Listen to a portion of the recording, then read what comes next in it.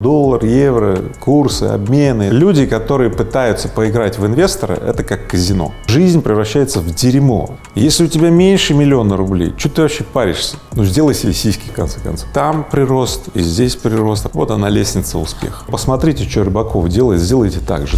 Замысел, сделал его сам и сам целомерен.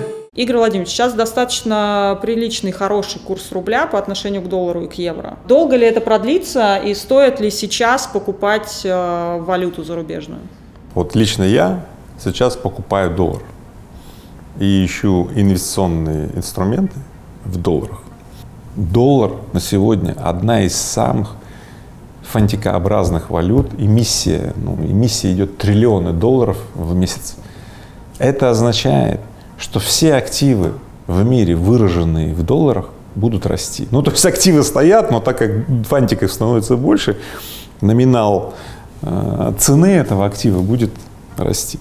Предыдущий год многие бумаги подорожали в 2 раза, некоторые там в 3. Следующий год индекс составит тоже, где-то не менее 2 раза. Поэтому если вы хотите, чтобы у вас в кошельке было больше долларов, то есть этих фантиков, инвестируете в долларовые ценные бумаги, но только в правильные, потому что некоторые бумаги это тоже надуются и сгорят. В то же самое время бумаги, выраженные в рублях, будут тоже подрастать, но не так быстро. Именно поэтому я перекладываю сейчас с рублей в доллары, покупаю ценные бумаги в долларах, чтобы словить вот этот вот фантиковый рост долларовой экономики. Да. Значит, а потом, в определенный момент, я, кстати, подскажу, когда, выходить из тех бумаг, выраженных, в долларах, и переложиться в рублевые бумаги. И таким образом называется, если ты вовремя в одном месте вкладываешься и вовремя выходишь, а потом в этом месте вкладываешься и выходишь только вовремя, ты таким образом аккумулируешь и там прирост, и здесь прирост, а потом опять там. Вот она, лестница успеха. Вы говорите, подскажу, когда выходить. Когда выходить? Дело в том, что я не могу предвидеть и планировать точку выхода. Но когда я ее вижу, я об этом сразу сообщу в Инстаграме или в Ютубе и так далее. Но это характеристики можете хотя бы назвать этого тренда? Что вот по каким признакам вы узнаете? Вот когда я его начнется он, когда я его увижу, тогда я скажу. Его невозможно спланировать, предугадать. Абсолютно. То есть, например, конечно же, политические моменты очень сильно влияют на положение рубля относительно доллара. Например, если бюджеты наполнены хорошо, а они сейчас наполнены хорошо, то никакого смысла нашим финансовым властям в России, скажем так, отпускать курс доллара, то есть, чтобы он улетал куда-то. Вот никакого смысла. По идее, если бы наши финансовые власти сейчас не делали определенные интервенции, курс доллара бы падал. То есть, реальная справедливая цена, равновесная цена доллара сейчас 60 рублей, 50 рублей.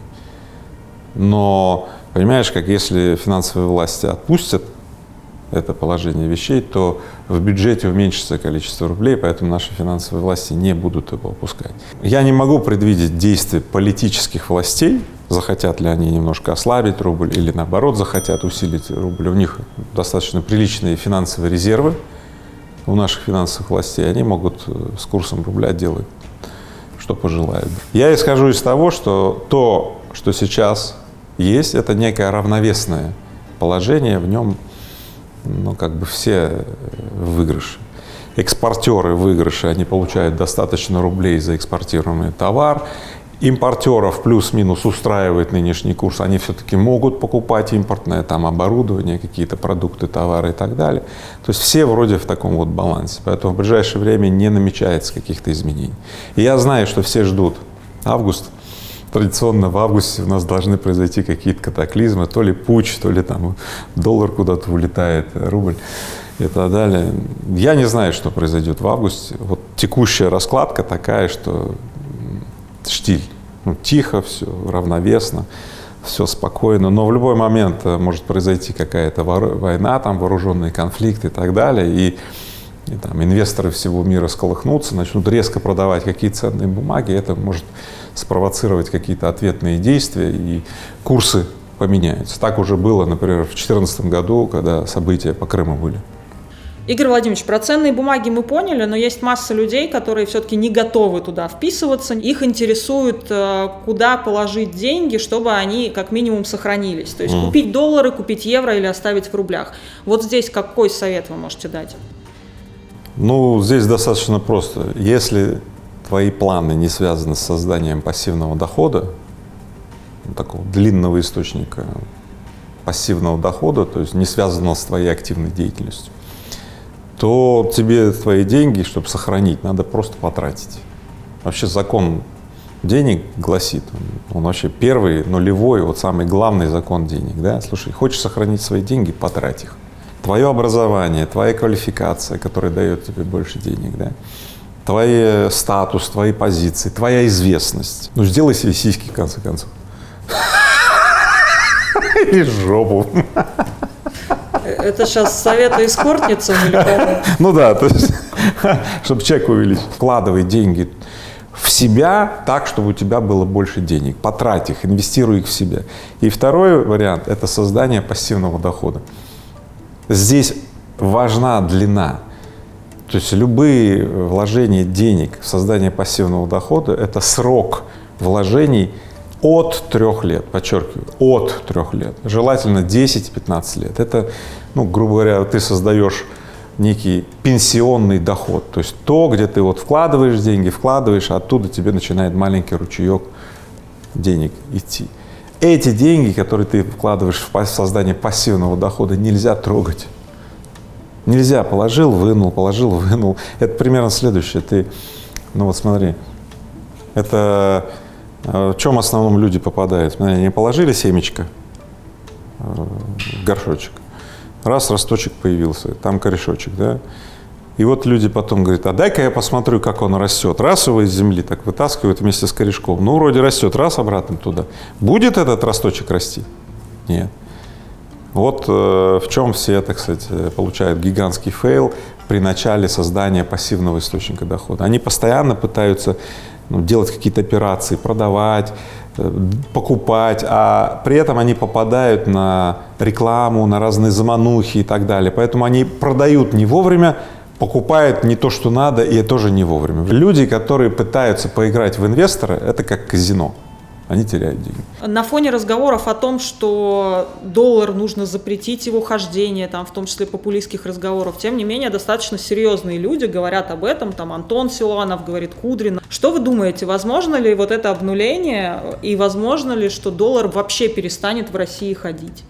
Здесь есть две плоскости: политическая плоскость и финансовая. Вот сразу скажу через финансовую плоскость, да?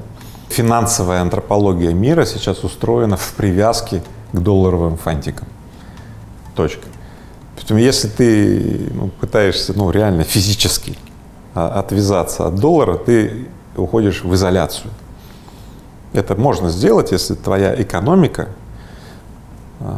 значительная, большая и состоит не менее чем из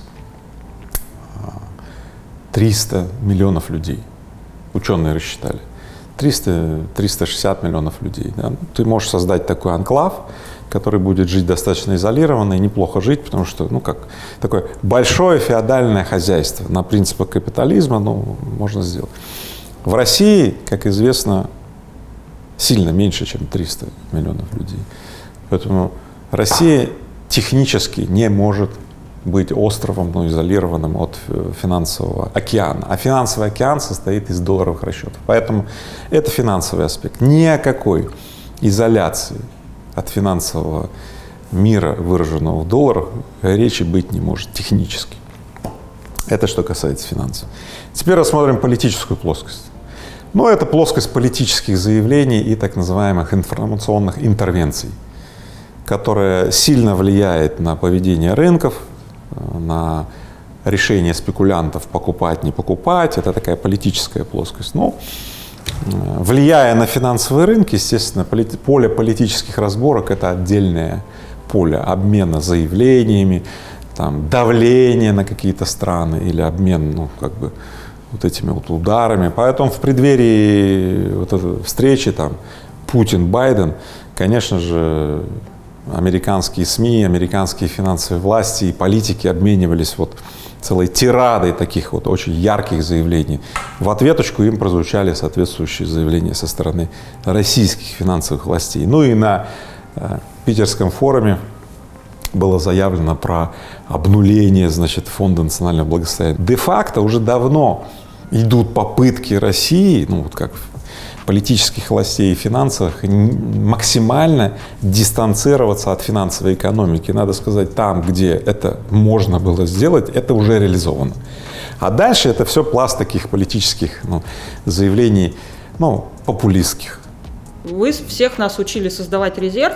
Вот этот резерв держать лучше в какой валюте? В рублях, в евро или в долларах? Если у тебя больше 1 000 000 рублей, то этот вопрос актуален. Доллары, евро, корзины, инвестиции, да? А лучше больше 3 миллионов рублей. Если у тебя меньше 1 000 000 рублей, что ты вообще паришься? Там, скоро в отпуск поедешь, все равно все потратишь. Какая разница, в чем у тебя деньги? Лучше быстрее в отпуск езжай и все потратить. Вот что я могу сказать. То есть вообще вся эта тема, доллар, евро, курсы, обмены и так далее, она очень сильно преувеличена.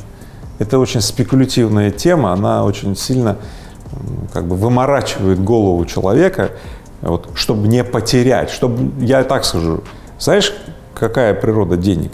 Если ты хочешь, чтобы у тебя деньги всегда были, надо зарабатывать хорошо, понимаешь? И тогда ты не будешь париться, чтобы не потерять. Ты просто, вложил, ушли деньги, не приросли, ты еще заработал. Ты не будешь об этом бояться, понимаешь? А когда ты постоянно сидишь как на пороховой бочке, куда-то вложил и что-то потерял, и тебе страшно, то жизнь превращается в дерьмо, постоянную тревогу. Повышайте свой доход, сколько вы зарабатываете, да? А потом, когда у вас больше 3 миллионов рублей, посмотрите, что Рыбаков делает, сделайте так же, точка. Но вы же понимаете, что у большинства россиян нет даже близко 1 000 000 рублей. Значит ли это, что для них пассивный доход закрыт? К сожалению, я не люблю это слово, но здесь я его применю. К сожалению, да, он для них закрыт. Это очень ужасная и очень неприятная история. Социальный паттерн Российской Федерации, он такой, что все ищут стабильную жизнь. Даже есть такой термин «стабильная работа». Стабильная.